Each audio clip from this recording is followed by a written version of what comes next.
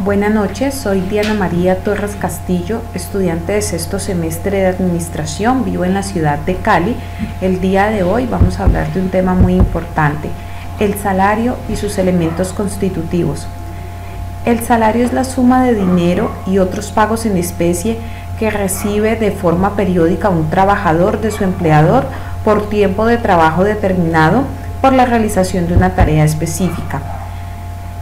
De acuerdo al artículo 127 del Código Sustantivo del Trabajo, modificado por la Ley 50 de 1990, establece que constituye salario no solo la remuneración ordinaria fija o variable, sino todo lo que recibe el trabajador en dinero o en especie como contraprestación directa del servicio, sea cualquiera la forma o denominación que se adopte, como primas, sobresueldos, bonificaciones habituales, valor del trabajo suplementario o de las horas extras, valor del trabajo en días de descanso obligatorio o porcentaje sobre las ventas y comisiones. Las características propias del concepto del salario son los periodos de pago, la estipulación en moneda extranjera, la prohibición del trueque, el lugar y tiempo de pago, el salario sin prestación del servicio, la irrenunciabilidad y prohibición de cederlo, a trabajo igual, salario igual, falta de estipulación. Los elementos que constituyen el salario son las primas, los viáticos, las bonificaciones habituales, el sobresueldo, las horas extras y las comisiones sobre las ventas. Según el artículo 130 del Código Sustantivo del Trabajo, los viáticos permanentes constituyen salario en aquella parte destinada a proporcionar al trabajador manutención y alojamiento, pero no en lo que solo tenga por finalidad proporcionar los medios de transporte o los gastos de representación.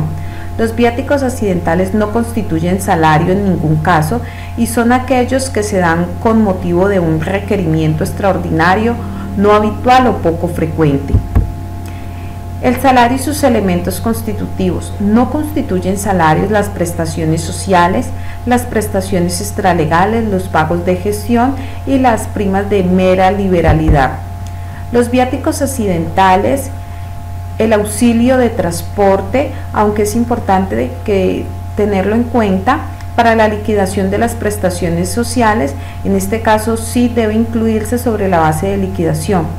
Las sumas de dinero que ocasional y por mera liberalidad no constituyen salario. La protección del salario: se prohíbe al empleador vender a sus trabajadores mercancías o víveres a menos que cumpla con estas condiciones. Otorgue liberalidad absoluta al trabajador para hacer sus compras donde quiera y dé publicidad. Queda prohibido y se tiene por no hecho el pago que se haga en centros de vicio o lugares de recreo, en expendio de mercancía o de bebidas alcohólicas, a no ser de que se trate de trabajadores del establecimiento donde se haga el pago.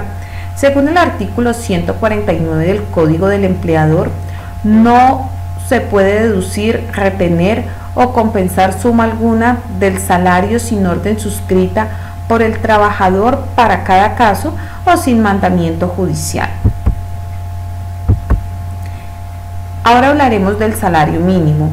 El artículo 145 del Código Sustantivo del Trabajo define como salario mínimo el que todo trabajador tiene derecho a percibir para atender sus necesidades normales y las de su familia en el orden material, moral y cultural. El salario mínimo legal es fijado por la ley. El salario mínimo convencional es el fijado en virtud de negociaciones colectivas de las empresas. El salario mínimo mensual legal para el año 2015 es de 644.350 y el subsidio de transporte es de 74.000 pesos y rige a partir del 1 de enero del año 2015. ¿Qué es un salario integral? De conformidad con el numeral segundo del artículo 132 del Código Sustantivo del Trabajo, cuando el trabajador devenga un salario ordinario superior a 10 salarios mínimos legales mensuales, valdrá la estipulación escrita de un salario que, además de retribuir el trabajo ordinario, compense de antemano el valor de prestaciones, recargos y beneficios tales como el correspondiente al trabajo nocturno extraordinario dominical y festivo, el de primas legales, extralegales, las cesantías y sus intereses, subsidios y suministros en especie y en general las que se incluyan en dicha estipulación excepto las vacaciones. Salario en especie. Constituye salario en especie toda aquella parte de la remuneración ordinaria y permanente que reciba el trabajador como contraprestación directa del servicio, tales como alimentación, habitación o vestuario que el empleador suministra al trabajador o a su familia. No obstante, cuando un trabajador devenga el salario mínimo legal, el valor por el concepto de salario en especie no podrá exceder el 30% del salario total devengado. Ahora hablaremos del impuesto a la renta para la equidad CREE. Es un nuevo impuesto incorporado mediante la última reforma tributaria contenida en la Ley 1607 del año 2012, creado como el aporte con el que contribuyen a las sociedades y personas jurídicas y asimiladas contribuyentes declarantes del impuesto sobre la renta y complementarios en beneficio de los trabajadores, la generación de empleo y la inversión social en los términos previstos en dicha ley. ¿Por qué se causa el impuesto? Por la obtención de ingresos susceptibles de generar aumento en el patrimonio. ¿Cómo declaro el CREE? Las personas jurídicas están obligadas a declarar virtualmente, por lo tanto la declaración del impuesto sobre la renta para la equidad CREE se presenta a través de los servicios informáticos electrónicos. No es posible presentarlo por un medio diferente. ¿Cómo pago el CREE? Se puede pagar de manera virtual a través de los servicios informáticos electrónicos o directamente en las entidades bancarias. Para ello se debe diligenciar el formulario 490. Las características del impuesto son: impuesto de orden nacional, impuesto de periodo, tiene destinación específica en la generación de empleo e inversión social, recaudo y administración realizado por la DIAN. Hablaremos de los sujetos pasivos. Son las personas jurídicas declarantes de impuesto a la renta nacionales y extranjeros. Las excepciones que realiza este pago del impuesto: las personas jurídicas de régimen especial, entidades sin ánimo de lucro, los operadores de zonas francas actuales o con solicitud hasta diciembre de 2012 y los usuarios de zonas francas sujetos a las tarifas del 15%, de acuerdo al artículo 240-1 del Estatuto Tributario. Los elementos del tributo son el sujeto activo, sujeto pasivo, el hecho generador, la base gravable y la tarifa. Hablaremos a continuación de la base gravable. Se practicará sobre cualquier monto. No hay base mínima de los bienes o servicios que sean cobrados por las sociedades y demás entes jurídicos vendedores y que se practicarán en el momento del pago o abono en cuenta. Para la determinación de la base gravable se realiza teniendo en cuenta el total de los ingresos brutos menos las devoluciones, rebajas y descuentos, menos los ingresos no constitutivos del rango, menos los costos, menos las deducciones. Esto será igual a las ganancias, eso será igual al subtotal, menos las ganancias ocasionales, menos las rentas exentas, lo que nos dará igual a la base gravable. La sobretasa al CREE es un tributo creado mediante la Ley 1739 de diciembre 23 del año 2014, cuya vigencia será de 4 años comprendidos entre el 2015 y el 2018 y se calculará sobre la misma base gravable determinada para el CREE. Durante los años 2013, 14 y 15, la tarifa de impuesto sobre la renta para la equidad es del 9% y para los años 2016, 17 y 18 será del 8%.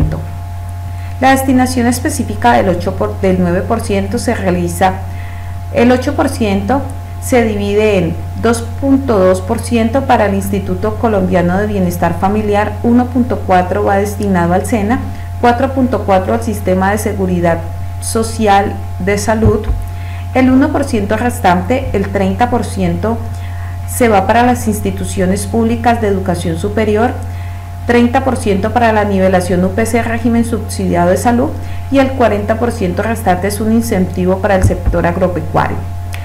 Hablaremos en este momento del régimen especial, reglamentos, Ministerio de Trabajo, protección a la maternidad y prestación social en caso de muerte del trabajador. En la legislación laboral colombiana existen algunos trabajadores que tienen un régimen especial en materia de derechos laborales.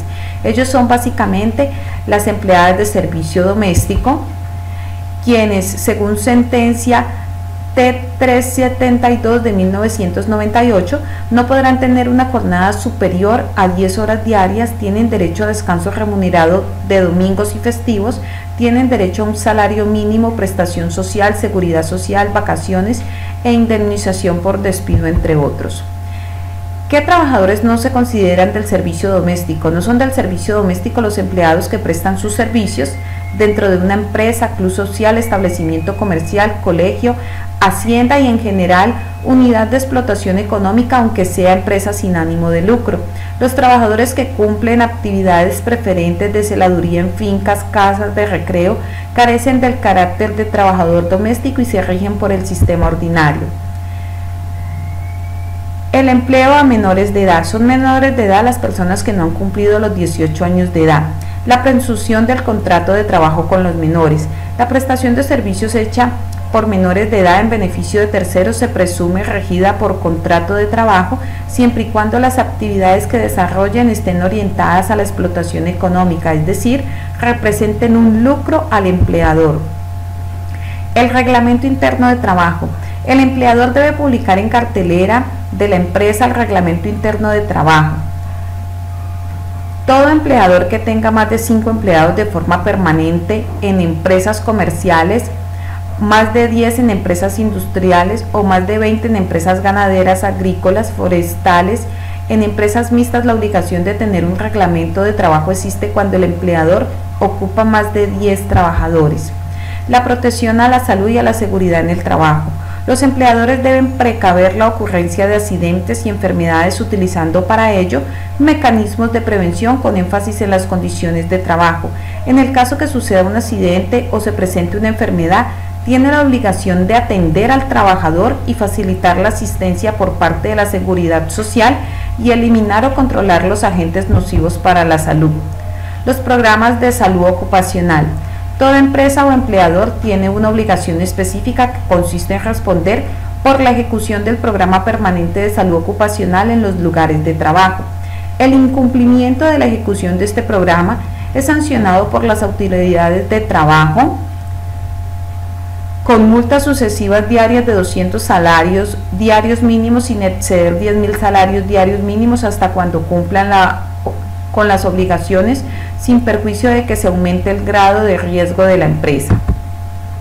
La protección especial contra el despido a la mujer embarazada. Debido al principio de igualdad y a la especial protección constitucional a la maternidad, debe obtenerse permiso previo del funcionario de trabajo, licencia remunerada durante 14 semanas, en la época del parto remunerada con el salario que devengue al entrar a disfrutar del descanso, es asumida por la EPS a la que se encuentra afiliado el trabajador, pero el empleador deberá pagarla directamente a la trabajadora de acuerdo con el sistema de autoliquidación de aportes. La licencia de paternidad es aquella que se entrega al compañero permanente independiente del vínculo legal o jurídico con la madre y tendrá derecho a 8 días hábiles de licencia remunerada de paternidad. Las prestaciones sociales en caso de muerte del trabajador. La muerte del trabajador, cualquiera que sea la causa del fallecimiento, origina para el empleador la obligación de pagar a sus familiares o beneficiarios los salarios y las prestaciones sociales que se hayan causado. Se debe pagar a la persona que compruebe haber pagado los gastos del entierro, el auxilio funerario. Bueno, hemos finalizado ya con esta exposición, espero haya sido de su agrado y de utilidad para todos. Feliz noche, gracias por su atención.